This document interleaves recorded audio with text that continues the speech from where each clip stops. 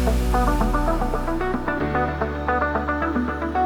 grateful day to everyone and welcome to this day's program, the turnover of laptops for junior and senior high school, public school teachers and school heads here at Bataan People's Center. Congratulations po, hindi dahil nagkaroon kayo ng bagong laptop, pero congratulations po dahil magkakaroon kayo ng panibagong kagamitan para mapagpatuloy ninyo ang pagtuturo ninyo at pagsiservisyo ninyo sa bayan at mga mag-aaral.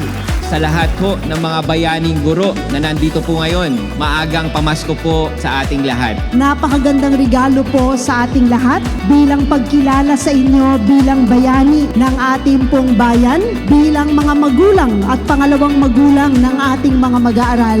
Etong mansanas na nasa kahon. No less than 2,500 units po ang ibibigay para sa ating mga junior and senior teachers. Kaya naman po dito sa Bataan ay talagang pinaigting natin na ma-empower ang ating mga guro nang sa ganoon, mas quality education po ang may pamamahagi natin sa ating mga kabataan. Sama-sama tayo, walang maiiwan. Taus-pusong pasasalamat sa lahat po ng ating mga bayaning guro sa patuloy niyo pong pagsasakripisyo, pagbibigay serbisyo sa ating pong mga kabataan.